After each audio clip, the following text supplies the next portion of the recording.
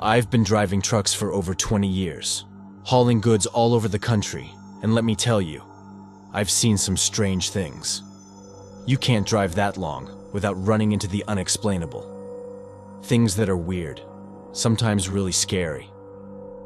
But nothing quite compared to what happened that one night at way station 23.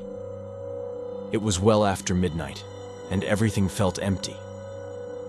I was driving on a lonely highway in the middle of Wyoming.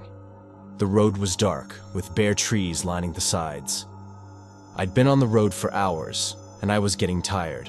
So, when I saw the faded sign for way station 23, I figured it was as good a spot as any to pull over and take a quick break.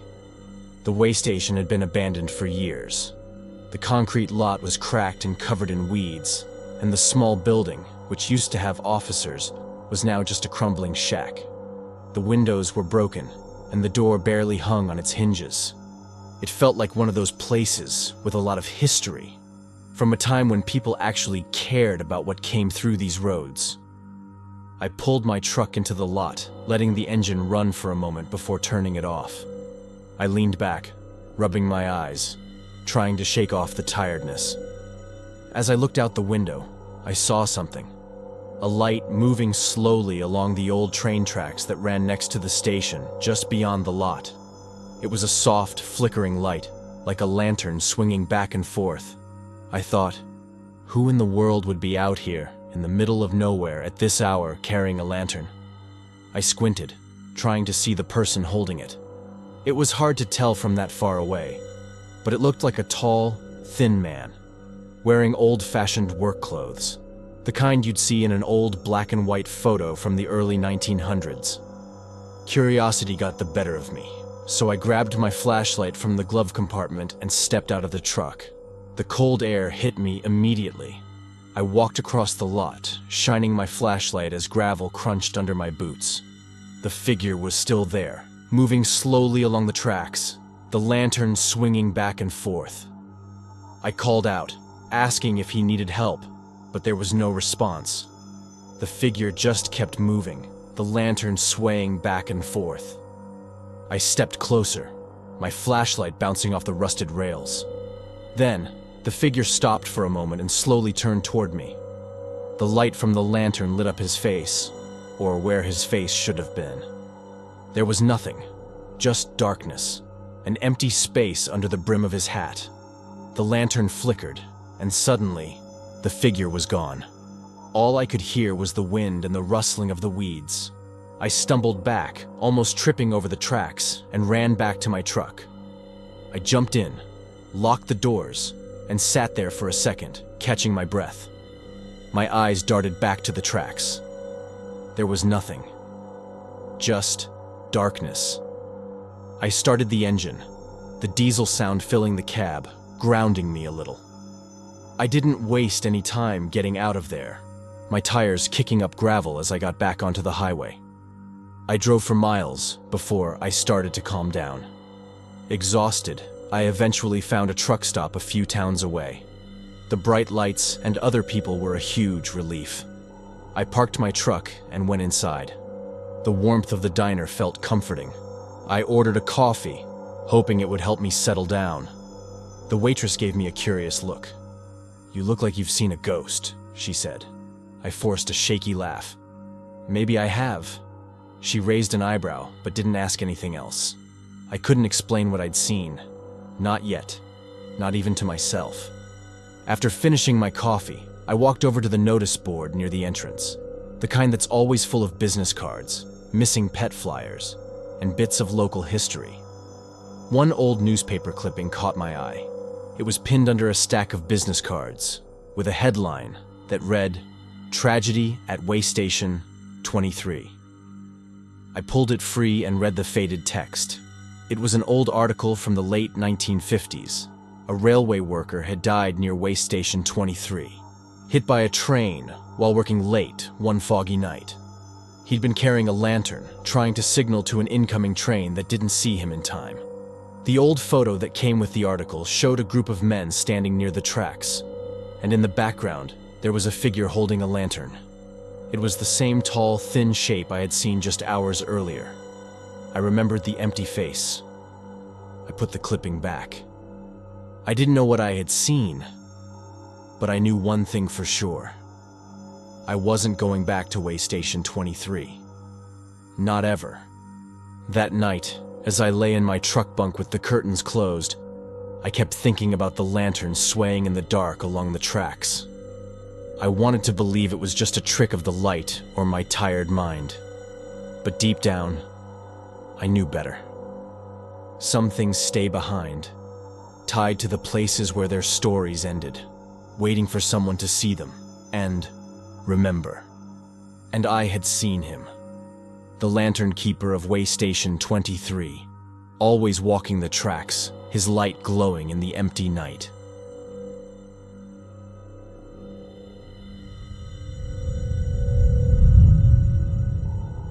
Driving has always felt like home to me. I'm Rhonda, and I've been a truck driver for a few years now. Being one of the few women out here is tough, but I love the freedom. There's nothing like the hum of the engine, the open road, and being on your own. But that freedom can turn scary fast when things go wrong. It was late fall, driving through Colorado at night. The mountains were dark under the moonlight, the air cold, hinting at winter. My usual setup, a podcast playing, an energy drink close by, a snack ready, just another night. Then I noticed headlights in my mirror. A truck merged onto the highway, getting closer, staying right behind me. At first, I didn't think much, maybe just pacing himself. But then I caught a better look. An old model with a faded logo. His headlights blinked, and his voice crackled over the trucker radio, startling me. He mentioned a flat tire, suggested I pull over before causing damage. His tone was friendly, but I frowned. My truck seemed fine. No wobbling, no signs of trouble. Something felt off. I said I'd pull over at the next stop, keeping my voice steady. He insisted. It was bad, needed to be done sooner. His tone set my instincts on edge. I turned off the radio and focused on the road. A lonely stretch, empty except for his headlights and mine. He stayed close, flashing his high beams. I looked around, hoping to spot a gas station or diner. Anything. But there was nothing. Just darkness, shadows growing as the mountains closed in, the road winding like a ribbon. Finally, a sign for a rest area, 2 miles ahead. I'd pull in, pretend to check my tires, let him pass, then get back on the road. The rest area came up, a small parking lot surrounded by trees. I signaled, slowed down, and pulled in. The other truck followed, stopping at the edge of the lot's dim lights. I stepped out, the cold air biting, and glanced back. His lights were off, door slightly open. He stepped forward, asked if I needed a hand. He wasn't big, but the way he carried himself made me uneasy. I shook my head, forced a smile, said I was fine, just a false alarm. He paused, tilted his head, and smiled. Something felt wrong. He said it'd be a shame if something happened out here, all alone. I forced a laugh, took a step back toward my cab, and told him I was fine, my voice firmer now. He didn't move, just stood there, staring, that unsettling smile still on his face. The silence dragged on. Suddenly, headlights swept across the lot. Another truck pulled in, its engine rumbling as it stopped a few spaces away. The man's smile faded, eyes flicking to the new arrival. I didn't wait. I turned, ran for my cab, yanked the door open, climbed inside, and locked it. I watched as the man hesitated, then turned and walked back to his truck. He climbed in, turned on his headlights, and pulled out of the lot, disappearing onto the highway. I stayed for a moment, hands on the wheel, nodding at the trucker as he walked by. No words were needed.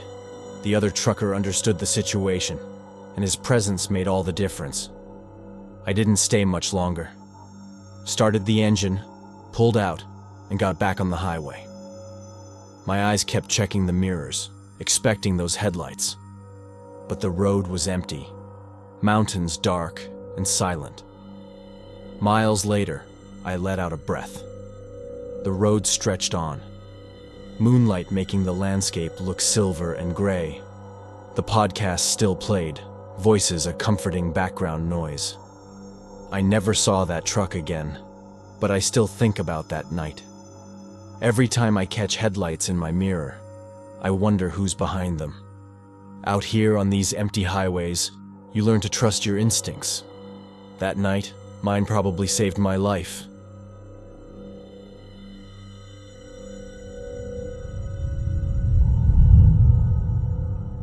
I've been driving trucks for over 15 years, and let me tell you, the road can throw some real surprises your way when you least expect it. I got into trucking because I wanted freedom, the kind you get from being out on the open highway, away from city chaos and the grind of a 9-to-5 job. I always loved the peace and quiet, and the idea of traveling to far-off places. But not every mile is peaceful, and sometimes the road shows you things that make you question what's real. Last week, something happened that I'll never forget. I was on a late-night run, hauling a load of timber to a sawmill in Oregon. The route took me deep into the Pacific Northwest, along this winding highway through thick forests and over tall mountain passes. It was a cold night, colder than usual, and the fog rolled in thick like a wall, swallowing everything beyond my headlights. Fog isn't rare up here, but that night it felt different, almost alive. My headlights could only show a few feet ahead, and the fog just seemed to soak up the light, leaving everything else in darkness. I had to switch on my hazard lights and slow down to a crawl. I could barely see, and the way the fog twisted and swirled made me uneasy. The road was empty. No cars ahead, none behind. I hadn't seen a gas station or rest stop for what felt like hours. Just mile after mile of dark highway surrounded by old trees. I kept my eyes on the dashed white line in the middle of the road to stay on track. I turned up the radio, hoping some classic rock would help me shake off the unease I was feeling. Suddenly, a shape appeared ahead. I swerved slightly to the right, giving it plenty of space. But it didn't move. It stayed dead center, heading straight for me. And as it got closer, I saw the driver, a shadowy figure in the cab with no features, almost like a silhouette. I jerked the wheel hard to the right, nearly driving off the highway. My tires skidded on the gravel shoulder, and I fought to keep the truck from skidding out. The other truck raced past me, so close I could feel a rush of cold air. But there was no sound, no engine noise, no roar, just silence. I came to a shaky stop, my truck angled awkwardly on the shoulder of the highway. I craned my neck to look behind me, hoping to see the truck in my mirrors. There was nothing. Just the thick fog covering the highway like a blanket. No taillights, no shape in the distance. Nothing to show that a truck had just almost run me off the road. I sat there trying to make sense of what had happened. The road behind me was empty, the fog closing in like a curtain. Maybe it was just a hallucination, a trick of the fog in my tired mind. I had been driving for hours, and exhaustion can make you see strange things. I convinced myself it was just that, exhaustion, and slowly pulled back onto the highway, my tires crunching over the gravel. The fog seemed even thicker now, and the darkness on either side of the road felt endless. I kept my speed low, my eyes scanning ahead, staying alert. A few minutes later, I saw it again. Headlights in the distance, coming straight towards me. It was the same truck, the same shadowy figure behind the wheel, racing down the middle of the highway like it owned the road. This time, I didn't hesitate. I swerved to the shoulder, my tires skimming the edge of the pavement. The truck passed by, and for a split second, I caught a glimpse of the driver's face, or rather, the lack of it. There was nothing there, just emptiness where a face should have been. I yelled, and then it was gone. The truck vanished into the fog as quickly as it had appeared. I slammed on the brakes. I knew I wasn't imagining it. That truck was real, and whatever was driving it wasn't human. I sat there for what felt like hours, the fog surrounding me. I thought about turning around, going back the way I had come, but something told me that the truck would be waiting for me no matter which way I went. I had to keep moving forward, had to get out of the fog, away from these haunted woods. Slowly, I started driving again, my hazard lights still flashing. Every few minutes, I looked in my mirrors, expecting to see those headlights behind me, but there was nothing. The fog seemed to be thinning, the darkness lifting a little, and I hoped that maybe I was leaving whatever nightmare I had driven into behind. After what felt like forever, I saw the glow of a gas station up ahead, its neon sign like a beacon in the dark. The fog was still there, thick and swirling, but beyond it, I could see the faint glow of dawn on the horizon. I never saw that truck again. I don't know if it was a ghost, a hallucination from exhaustion, or something else. All I know is that I wasn't alone on that highway, and whatever was out there wasn't friendly. I've driven that route a dozen times since, always during the day, and I still feel nervous whenever I drive through that part of the road.